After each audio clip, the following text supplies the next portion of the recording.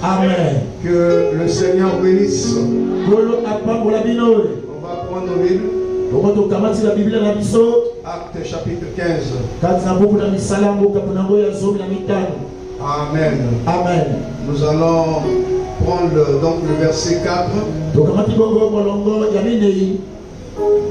Et on va s'arrêter au moins à 7.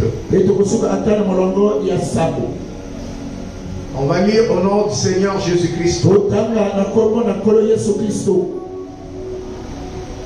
Arrivé à Jérusalem, ils furent reçus par l'Église, les apôtres et les anciens, et ils racontaient tout ce que Dieu avait fait avec eux. Alors quelques-uns du parti des pharisiens qui avaient cru s'élevèrent en disant qu'il fallait circoncire les païens et exiger l'observation de la loi de Moïse.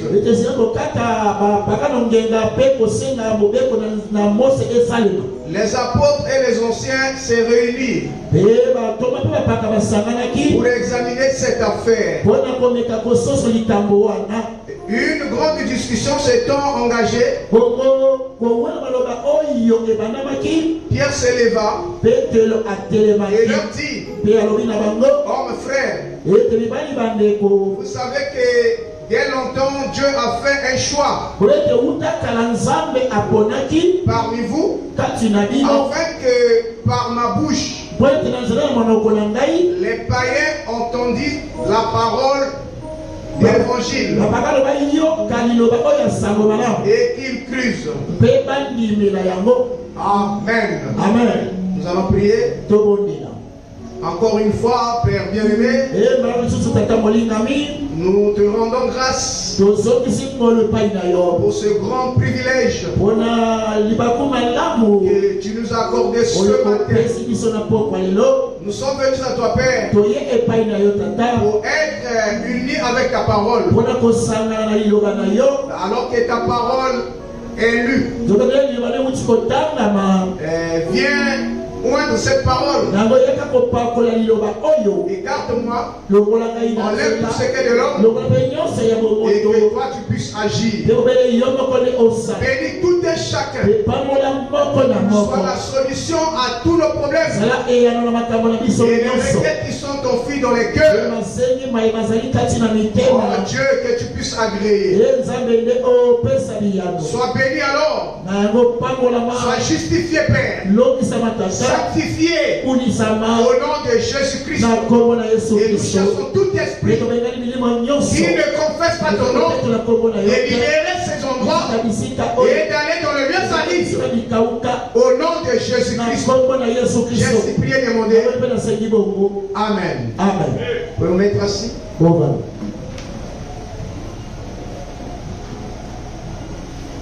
Que le Seigneur vous bénisse richement. Nous allons parler sur une conférence.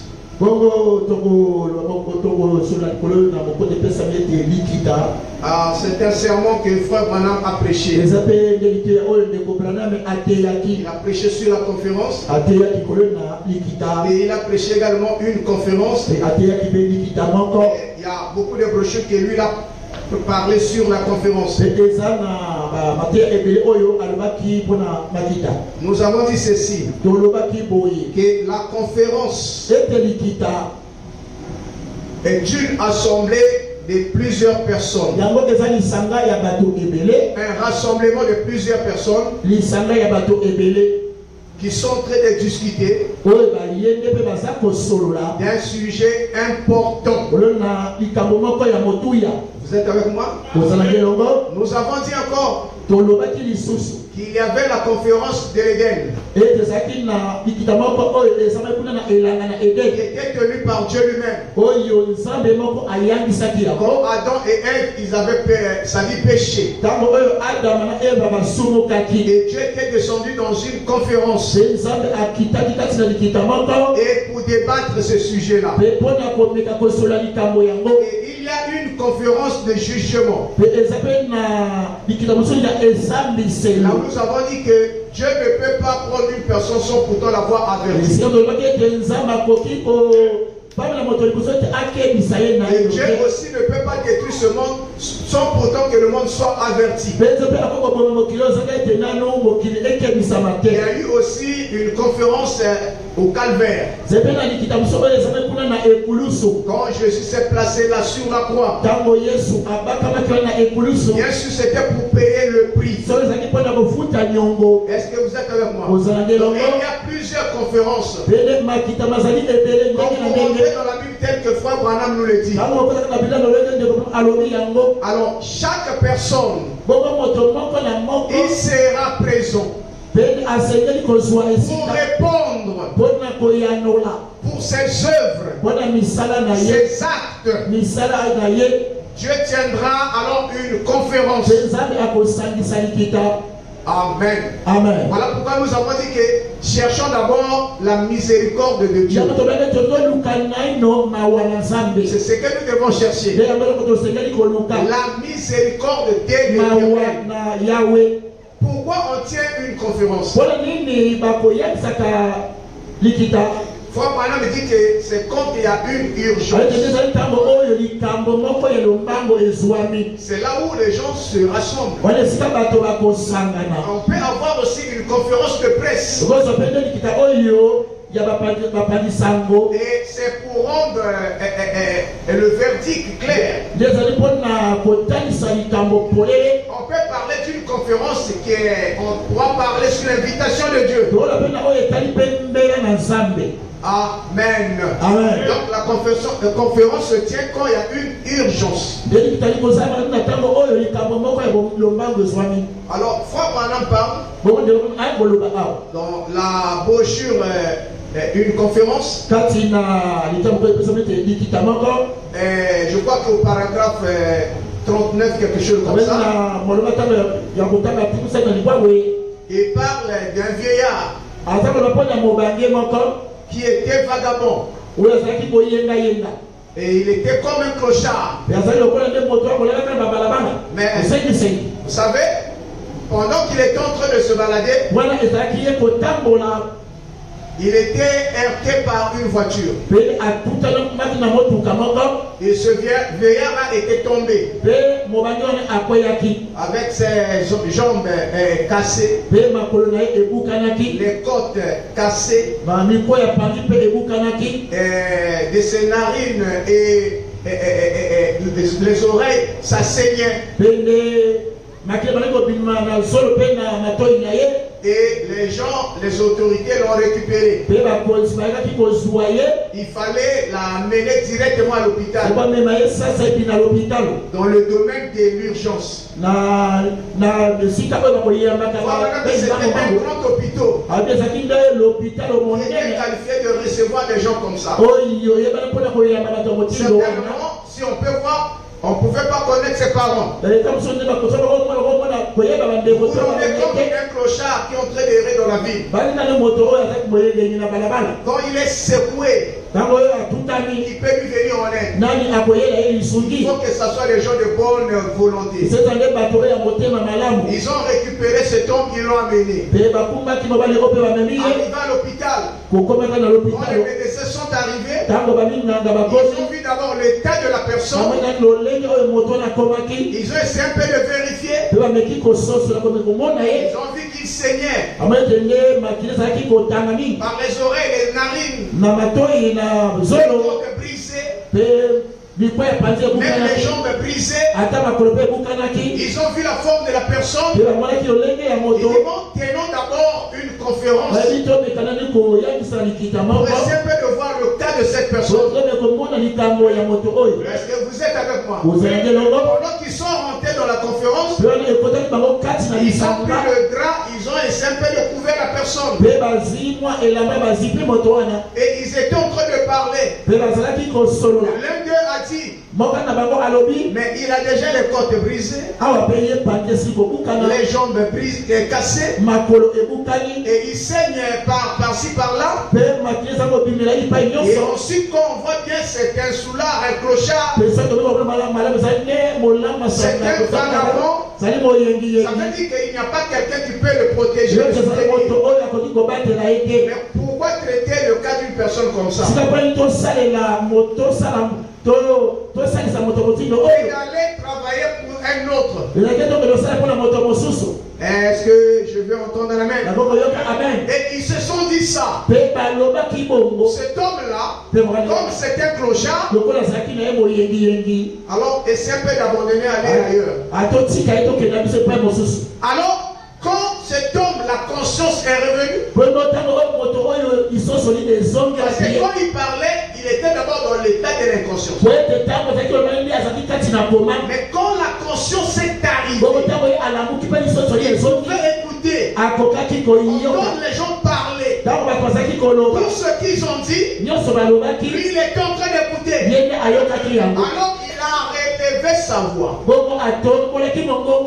Il a dit, ne faites pas ça. Je suis un homme comme vous. Alors vous voyez mes jambes là.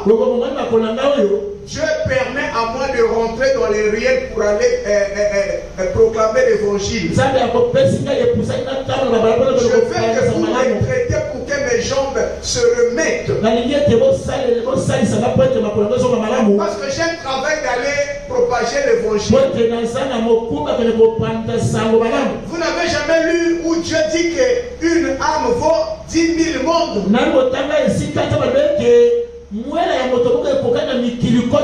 Dieu a tant aimé le monde. Il a envoyé son fils unique afin que quiconque croit en lui ne périsse pas, qu'il ait la vie éternelle. Regardez celui qui était là dans cet état critique. Il commençait alors à exhorter les médecins. Alléluia. Amen. La valeur d'un homme, la valeur d'une personne, faut toujours le reconnaître. Dieu reste Dieu. Et ce sont des richesses que Dieu nous a données. Les richesses de la parole.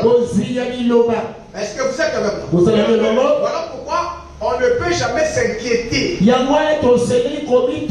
Quelque chose, aussi longtemps que nous avons un Dieu, vous devrez le reconnaître dans ses bienfaits. Il est capable de tout. Ce Dieu-là est digne de tout. Quand vous avez un problème, Dieu tiendra une conférence. Pour Daniel, lui-même il est descendu. Après la conférence, il dit, je dois descendre pour démontrer que c'est l'un des enfants que j'ai aimé. Il prendra soin de vous, mes frères. Il prendra soin de vous, mes soeurs. Il est Dieu. Quand il y a une situation, lui se regarde. Il commence.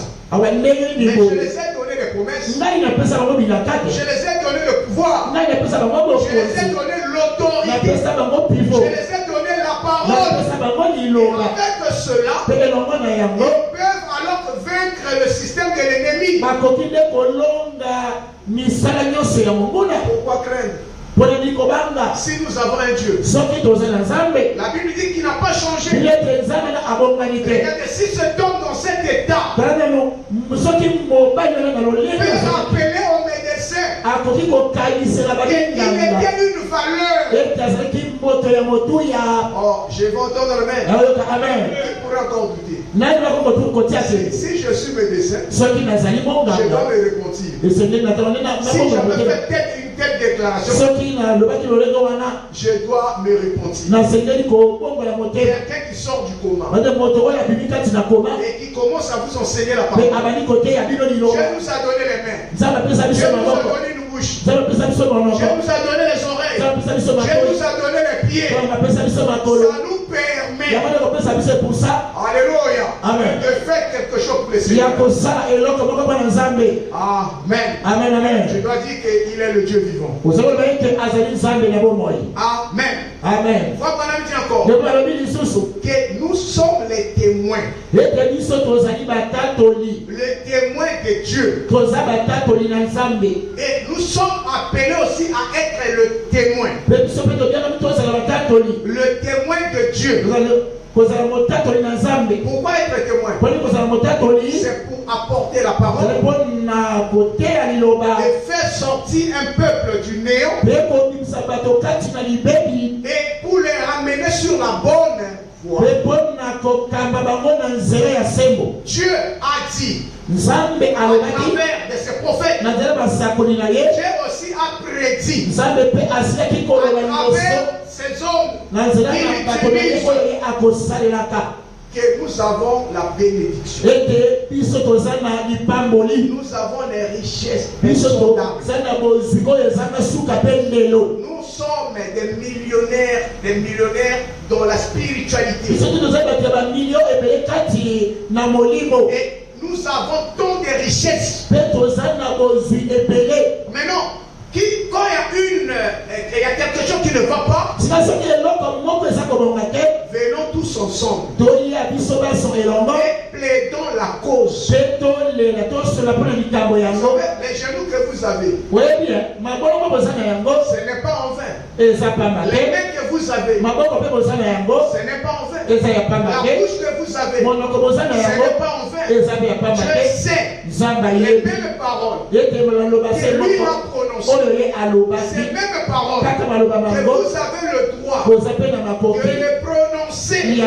La même chose, Dieu descendra pour lui. Si vous mettez aussi vos genoux à terre, Dieu est dans l'obligation de vous exaucer. Alléluia. Amen. Même vos doigts, vous devez les utiliser pour Dieu. Même les mains, vous devrez les utiliser pour Dieu. Pendant qu'on loue ici, si vous n'avez pas quelque chose, il suffit seulement de taper les mains. Le diable va trembler. Il va voir comment vous êtes élevé. Le courage que vous avez. Je vais entendre la main. Je vais appuyer ce sujet. Dit que tout ce que Dieu a dit, il avait prédit. Il avait annoncé et il avait utilisé ces grands hommes. Oui, Dieu est dans la prédiction. Il peut prédire. Parce que tout ce que Dieu a prédit, c'est réel. Quand un prophète prédit aussi, c'est réel. Il vous est demandé seulement de croire. Toutes les promesses vous appartiennent. Voilà pourquoi le chrétien doit connaître la profondeur de la divinité. Madame dit que vous ne pouvez pas faire des progrès. Si vous ne croyez pas en cela, Dieu a toujours utilisé des humains pour prédire, pour annoncer l'évangile avant qu'il puisse vous prendre.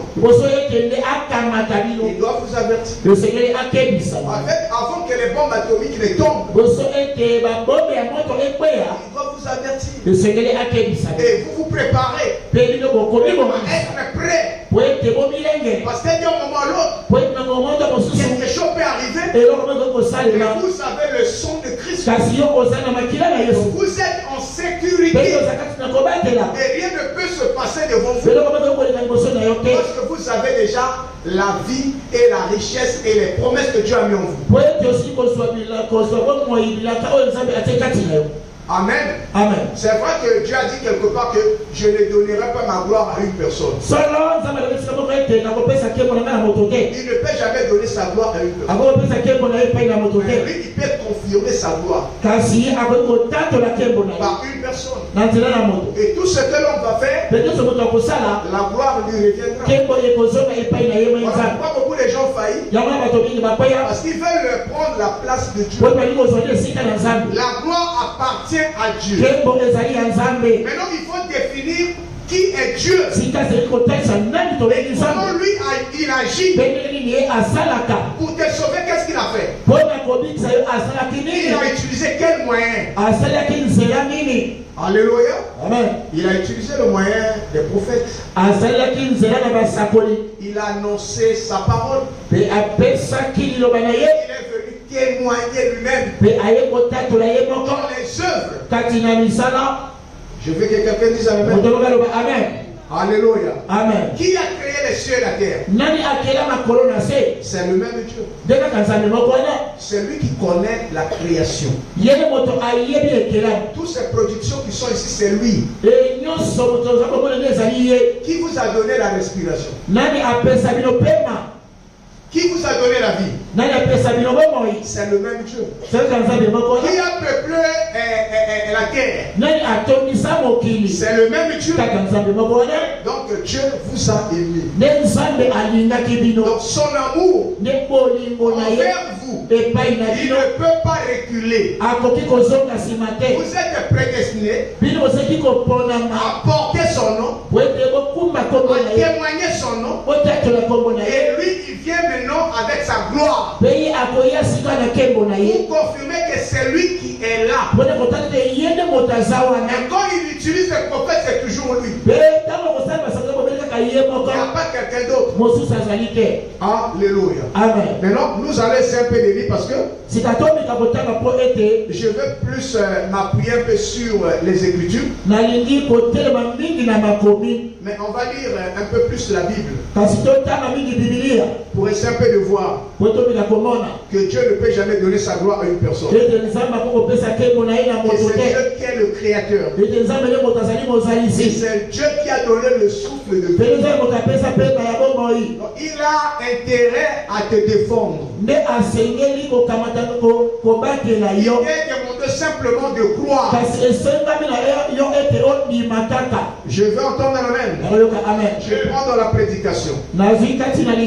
D'abord, conférence. Donc c'est une conférence. Il dit, il a prêché ça en 1960, le 8 janvier. Je prends d'abord le paragraphe 18. Amen. Amen. C'est très bien de lire le message. C'est aussi très bien de lire la Bible. Vous devez porter vos Bibles. Quand vous allez exhorter, parler à une personne, vous devez le convaincre avec les Écritures. Dans les œuvres que Dieu a faites. Alors, quelque part, on a dit que nous allons aussi faire les mêmes œuvres. Donc il faut aimer la Bible. Parce que la Bible c'est un témoignage vivant. Un témoignage prédit de Jésus-Christ. Est-ce que vous êtes avec moi? Alors je vais commencer dire. C'est ainsi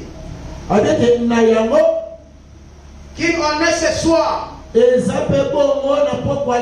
dis ce matin alors, avec la plupart des gens,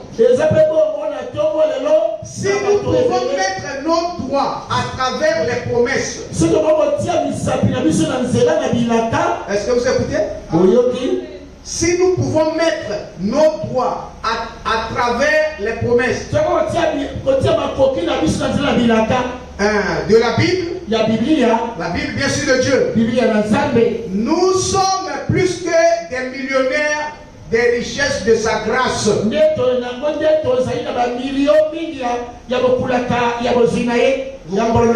Amen. Nous sommes des millionnaires. De sa richesse de sa grâce. Sa grâce nous suffit comme a dit. Nous sommes millionnaires. En plusieurs formes. Peu importe ce que nous avons fait. Qui peut te condamner? Malgré tes erreurs. Malgré tes manquements. Qui peut te condamner? Dieu a tant aimé le monde. Il t'a aimé. Voilà la cause même qui ne peut pas permettre que tu sois déchu. Où tu partes dans la perdition. C'est une grâce que Dieu a multipliée. Pour que tu écoutes le message du temps de la fin. C'est une grâce qui n'est pas donnée à qui que ce soit. Mais la grâce là vous a été donnée. Alléluia. Amen. Peu importe ce que nous avons fait. Venez. Plaidons ensemble. Dis Dieu. Quel est ce problème qui peut nous arrêter? Quel est ce problème qui peut nous condamner? Qui peut nous détruire? Si tu as un problème et l'autre a un problème, venons ensemble dans une conférence et plaidons à Dieu. Comment plaider à Dieu? C'est vous placer à l'autel. C'est ton problème à ton frère. C'est ton problème à ta soeur. C'est comme les requêtes. On se met à genoux ici. Et chacun prie pour le problème de l'autre.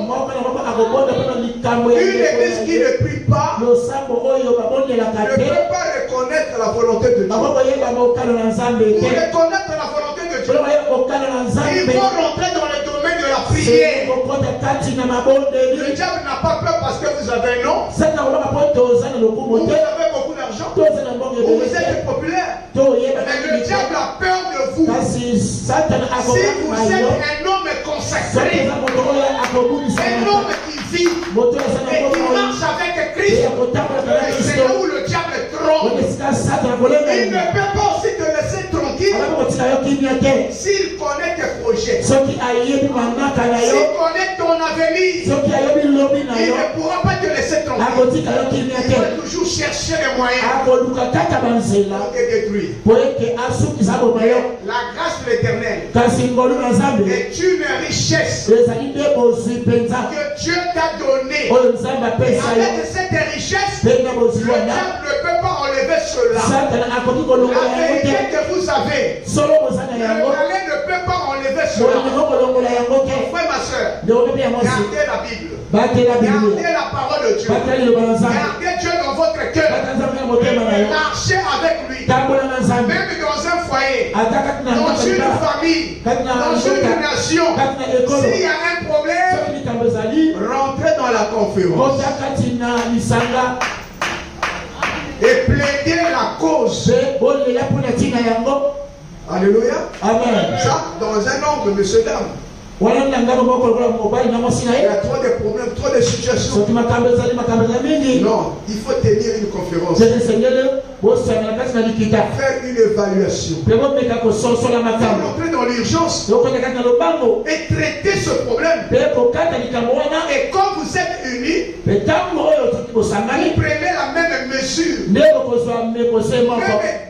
décision, et vous mettez vos genoux à terre. Et vous êtes en train de plaider. Vous êtes en train de faire le ratissage, de massacrer le diable.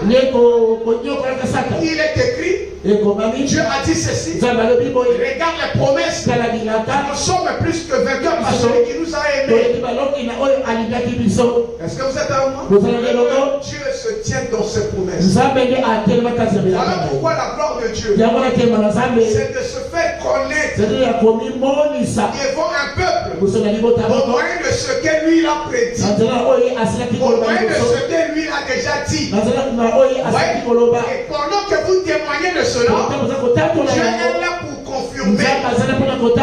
Alléluia. Amen. Donc s'il y a un problème, venons ici.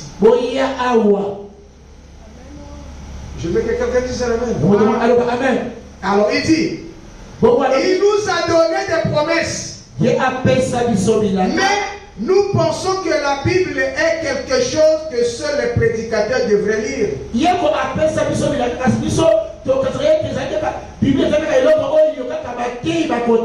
C'est ça aussi un défaut. Les promesses ont été données pour l'Église. Pour tout le monde. Certains pensaient que les promesses se sont données qu'au pasteur de lire. C'est les prédicateurs qui devraient lire la Bible et vous écouter. Non, vous devrez lire. Alléluia. Amen. Ça devient aussi rare. Parce que dans les anciens temps, un vrai brebis, un vrai chrétien, il va lire quelque chose, il ne comprend pas. Il doit chercher à créer une conférence. Il va voir son pasteur. Trouver un chrétien qui a le Saint-Esprit dans le quartier. On lui dit que j'ai lu quelque chose, je me dis pas. Vous voyez l'état de ce qui s'est passé à Jérusalem. Quand Paul est venu. Vous voyez, lui et Barnabas. Alors il fallait qu'il monte à Jérusalem pour croiser les anciens. On avait la Pierre et les autres. Parce qu'ils ont écouté beaucoup de choses qui ont été dites. C'est qui est en train de diviser le peuple. Cela dit que je suis enlevé. Cela dit que j'attends. Cela dit que la résurrection a eu lieu. Ce sont des choses qui n'ont pas commencé aujourd'hui. Je crois que nous allons les voir. Tout cela est dans la Bible. Mais quand il y a des débats comme ça, il faut qu'il y ait une conférence. Voilà pourquoi Frère Branham a parlé des conférences des ministres. Qui devrait se retrouver pour voir une situation. Ils vont monter dans le conclave et voir un peu qu'est-ce que la Bible dit à ce point-là. Si vous ne comprenez pas, il faut aller vers un ancien. Voilà pourquoi ils se sont rendus là-bas à Jérusalem pour croiser ses faces et leur exposer ce qu'ils ont écouté, les difficultés qu'ils ont eues en chemin. Parce que Pierre est venu, Jacques est venu et les apôtres sont arrivés. Mais parmi eux, ils étaient tous apôtres. Mais il y avait quand même des anciens.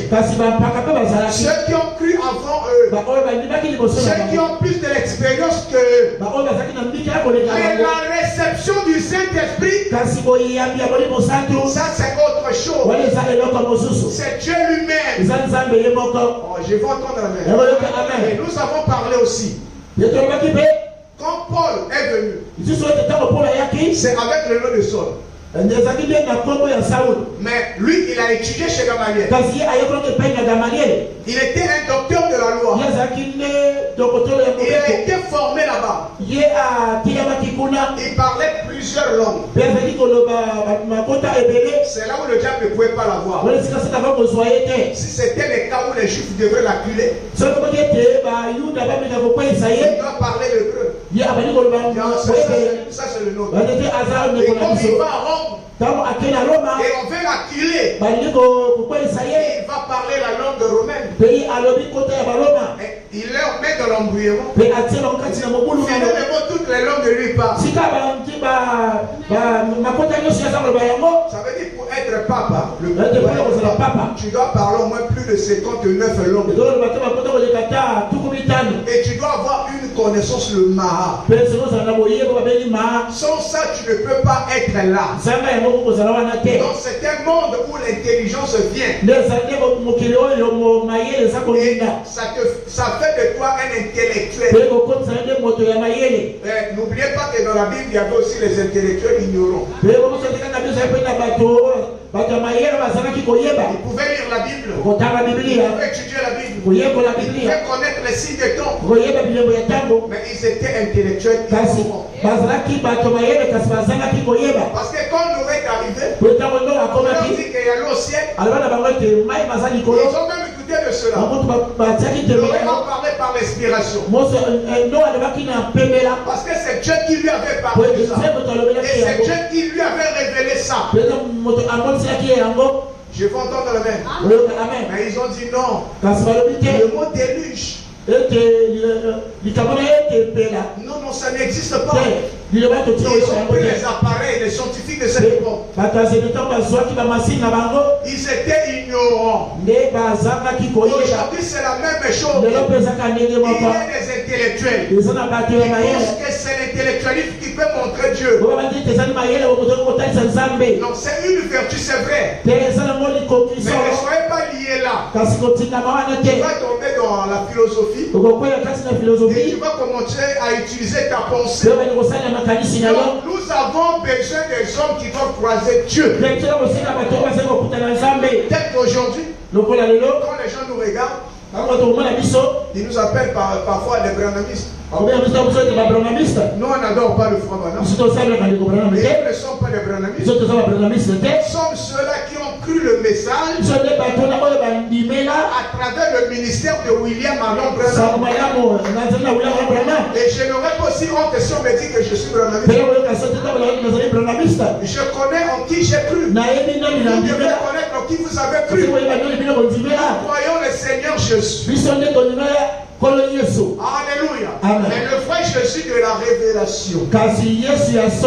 Et qui démontre toutes ses vertus. Il nous démontre qu'il est venu dans la chair. Et il peut continuer à œuvrer dans la chair. Il peut prendre une personne et se démontrer. Lui-même Jésus. Il doit être là pour conduire tous ceux-là que lui l'a appelé. Ou même pour la guérison. Non, on ne doute pas la guérison. On ne doute pas le miracle. On ne doute pas au parlant langue. Toutes ces choses sont tombées. Ce sont des vertus que Dieu nous a données. Ce sont des talents que Dieu a mis dans l'église. Est-ce que vous êtes avec moi? Vous avez des visions. Vous êtes avec moi? Amen. Il a prié pour les malades. Même les cas difficiles. Je crois que prochainement on va essayer un peu d'aligner ce que les apôtres ont accompli. Et nous allons aligner ce que Dieu a accompli dans le prophète. Il avait prié pour un petit poisson. Le petit poisson est revenu à la vie. Il a prié pour le petit Irlandais qui a été écrasé par un accident alors qu'il avait reçu la vision. Mais quand le jour-là il passait, l'événement a eu lieu. Il essaie un peu de voir le revers de sa Bible. Tout ce qu'il avait écrit, il a vu les signes. C'était identique à ce que lui avait vu. Et il est allé. Il dit, je vais prier pour cet enfant. S'il ne se tient pas debout, écrivez derrière moi, dites que je suis un faux prophète. Mais il n'a jamais dit que c'est moi. Mais il a dit que c'est Dieu qui m'avait montré. Je vais entendre la main. Même Tommy Osborne, quand il est venu pour reconnaître le ministère de William Marlon Branham, c'est qu'il était dans la salle en train d'assister pendant qu'il était en train de prêcher. Il y avait un sourd mieux qui était là. Et Frère Branham est venu dans le cadre. Il a dit seulement des simples paroles. Et quand il a parlé, alors le démon est parti. L'enfant était guéri. Tommy Osborne a dit lui-même, c'est terrible, c'est formidable de voir un spectacle comme ça. Et si c'était nous, je devrais faire du bruit. Le bruit fait chasser, fait que les personnes, ça demande la nature de la peur. Et nous faisons trop du bruit. Mais le ministère de cet homme, c'était calme. Pendant qu'il parlait, alors la voix était partie d'une femme. Donc c'était le surnaturel. Je suis en train de finir que les œuvres que je fais, vous savez aussi le faire, mais en plus grande quantité. Maintenant, si Dieu accomplit quelque chose, ça ne sera pas le pasteur. C'est toujours Jésus. Je vais entendre la main. Quand vous restez dans le témoignage de la Bible, ce témoignage devient vivant pour vous. Tu es obligé de se faire connaître. Alléluia. Amen. Je vais continuer un peu ici. Il nous a donné des promesses. Mais nous pensons que la Bible est quelque chose que seuls les prédicateurs devraient lire. Ou une certaine personne, on a tout le raisonnement. C'est pour quiconque le veut. Est-ce que vous êtes avec moi? Ces promesses c'est pour quiconque le veut. Chaque promesse est tout aussi bonne aujourd'hui. Comme il en fut au jour où cela était écrit dans la Bible. Alors, toute promesse est bonne aujourd'hui. Pour quiconque le veut. Ça veut dire que toutes les paroles que Dieu a scellées, c'est le témoignage vivant. Alors, je vais rentrer un peu ici dans les événements rendus clairs par la prophétie. Il a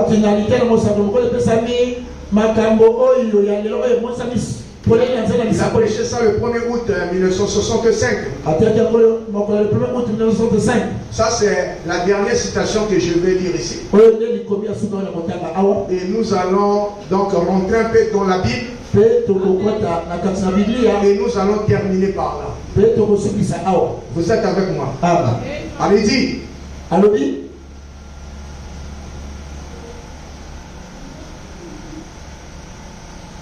Car la Bible est un témoignage vivant. Un témoignage précis de Jésus-Christ. Est-ce que vous le croyez? Et comme la terre grandissait dans sa plénitude, et que des villes aussi grandissaient dans leur plénitude,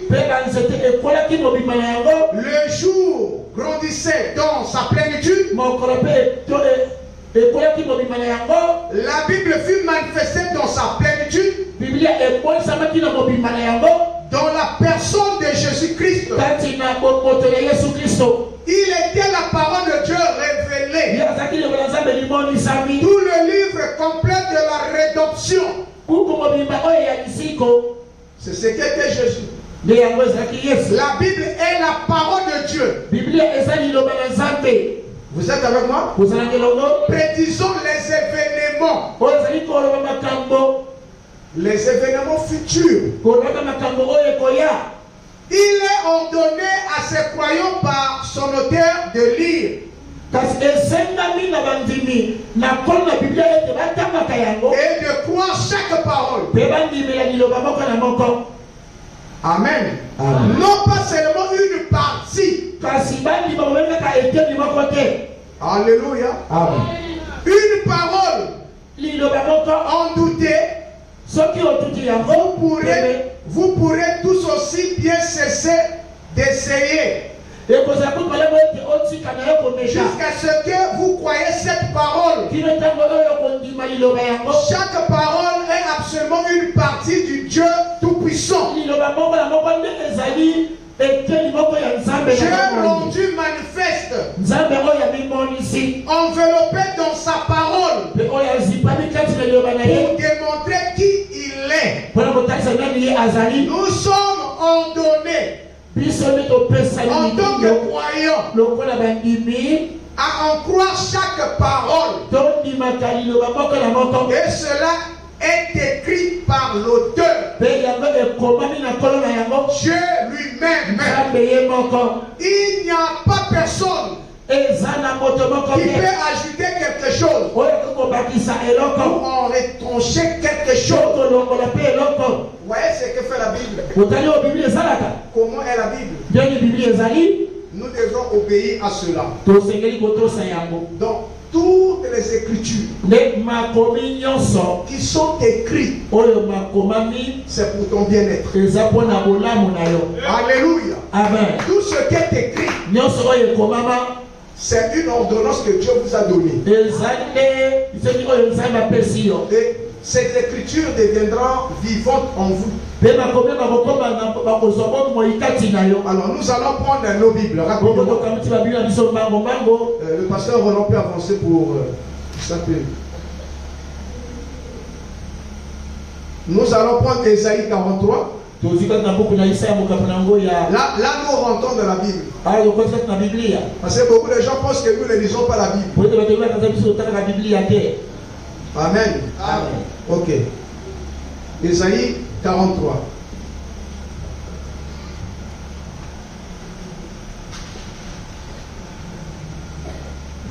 Ok. Je vais prendre le verset 8. Et je pourrais prendre aussi en bas le verset 16. Il dit ceci. Qu'on fasse sortir le peuple aveugle qui a des yeux, et les sourds qui ont des oreilles, que toutes les nations se rassemblent et que les peuples se réunissent. Qui d'entre eux a annoncé ces choses, lesquelles nous avons fait entendre? Les premières prédictions qu'ils produisent leurs témoins et établissent leurs droits. Qu'on écoute et qu'on dise, c'est vrai, vous êtes mes témoins, dit l'Éternel. Vous êtes mon serviteur et j'ai choisi, afin que vous le sachiez, que vous me croyez et compreniez que c'est moi. Avant moi, il n'y a pas été formé de Dieu. C'est pas la vérité? C'est la vérité. Et après moi, il n'y aura point. C'est moi. Moi qui suis l'Éternel. Et moi, il n'y a point de sauveur. C'est moi qui ai annoncé, sauvé, prédit. Alléluia. Amen. Il n'y a point d'autre Dieu. Il n'y a que lui seul. C'est lui qui a prédit. C'est lui qui a tout donné. Il n'y a point d'autre Dieu. Il n'y a que lui seul. Il a utilisé ses serviteurs. Il a utilisé les prophètes. Il a utilisé les nations. Il a utilisé ses peuples. Et ses paroles restent vivantes. Il n'y a que lui seul. On ne peut pas placer quelqu'un devant. Il n'y a que lui seul le véritable Dieu. Alléluia. Amen. Alors, 13 dit, je suis dès le commencement. Et nul ne délivre de ma main. j'agirai. Qui s'opposera? Amen. Amen. C'est moi qui suis Dieu. Je le suis dès le commencement. Et nul ne délivre de ma main. J'agirai. Qui s'opposera? Ainsi parle l'Éternel, votre rédempteur, le Saint d'Israël. Les paroles là agissent encore aujourd'hui. Alléluia. Amen. Qui peut condamner les élus de Dieu? Il n'y a personne. Et je prends le verset 16. Ainsi parle l'Éternel, qui fraya dans la mer un chemin, et dans les eaux puissantes un sentier, qui mit en campagne des chars et des chevaux, une armée et des vaillants guerriers. Qui a fait ça? C'est lui Dieu. Lui Jéhovah. Là vous parlez, on voit Moïse. Il a fait sortir le peuple d'Israël. Alléluia. Amen. Qui était en Égypte. Mais arrivé à la mer Rouge. C'est là où l'écriture là. Dieu est en train d'appuyer cela. Il a séparé la mer. Il a ouvert une brèche pour que le peuple puisse passer. Alléluia. Amen. Je vais prendre maintenant Ésaïe 48, 11.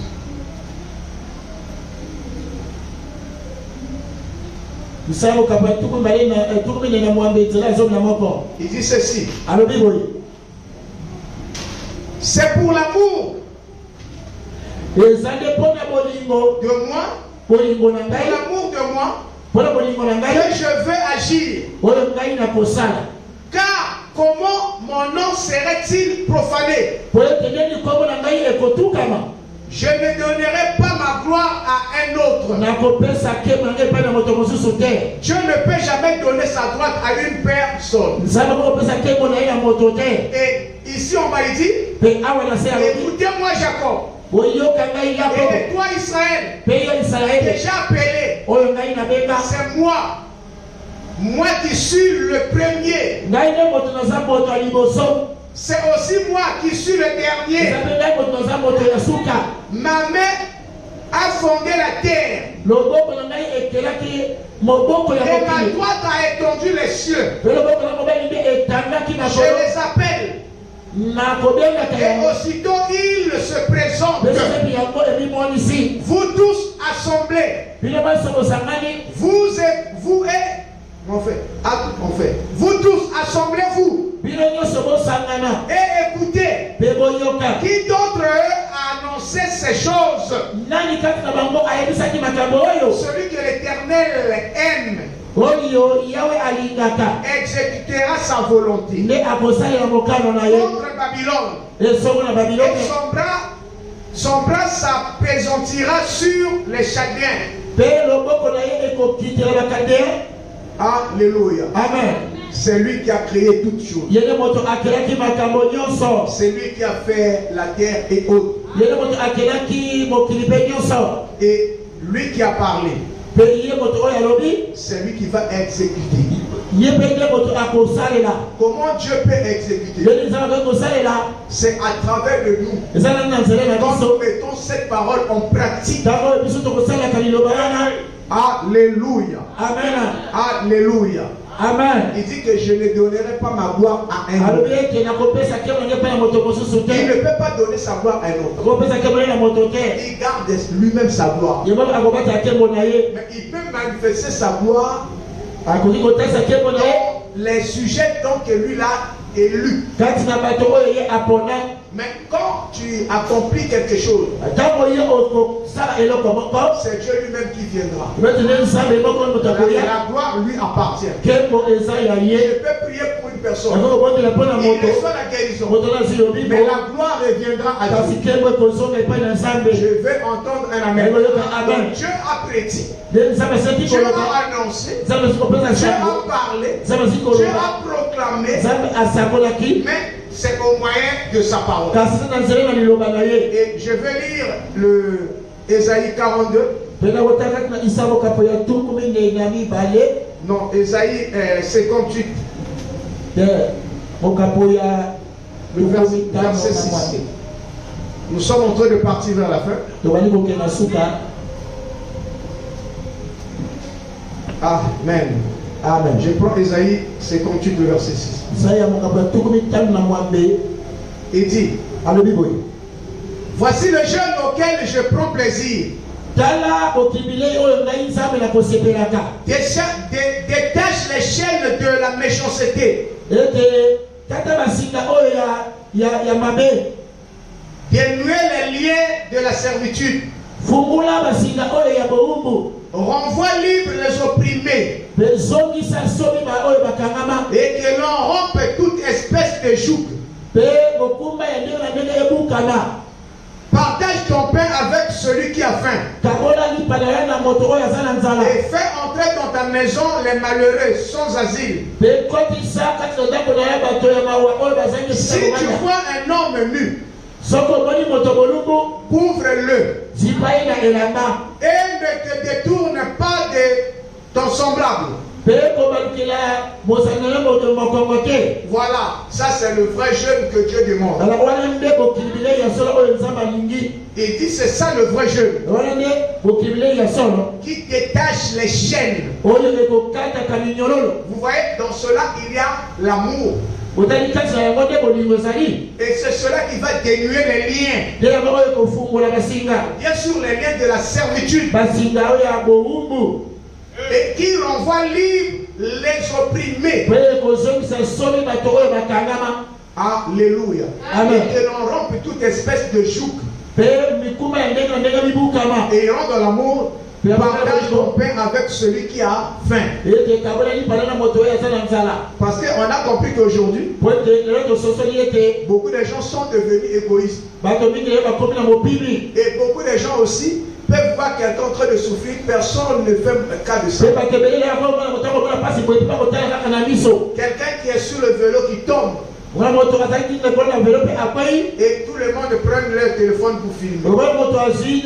Quelqu'un qui est en difficulté, la personne prend le téléphone pour prendre les images. Lui, son intérêt c'est d'utiliser le téléphone. Non, on doit être le bon samaritain. Voilà pourquoi Jésus réclame que l'Église doit reconnaître ses droits. Marcher droitement avec le domaine de l'amour. Une église qui n'a pas d'amour, c'est le diable qui règne. Qui n'a jamais aimé? Qui n'a jamais aimé? Au moins que tu fasses semblant d'aimer. Mais si tu aimes réellement, tu n'accepteras pas voir une personne souffrir. Voilà pourquoi toi qui as cru le message, tu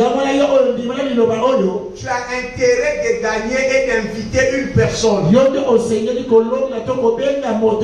Nous sommes rassurés que nous avons Dieu, que le message est vrai, nous sommes sauvés. D'après ce que le message dit, mais ton entourage, ceux qui sont avec toi, est-ce qu'ils sont sauvés? Si tu es sauvé, tu vas gagner une autre âme. Je vais entendre la même.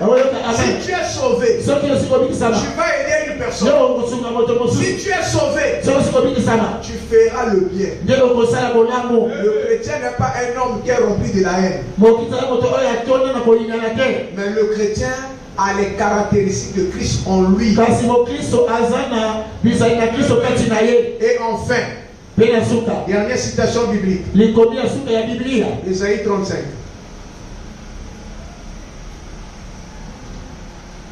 Écoutez. Je prends à partir du verset 4. Dites à ceux qui ont le cœur troublé. Prenez courage. Ne craignez point. Voici votre Dieu. La vengeance viendra.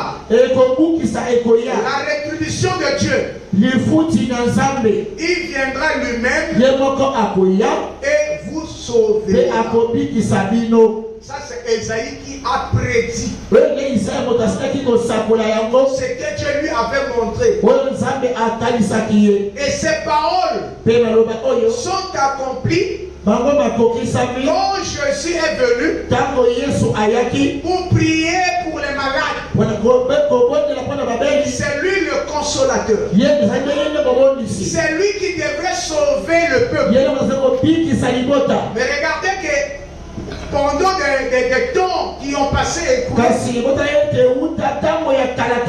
mais un prophète sort et il commence à parler de cela. Mais la parole est annoncée à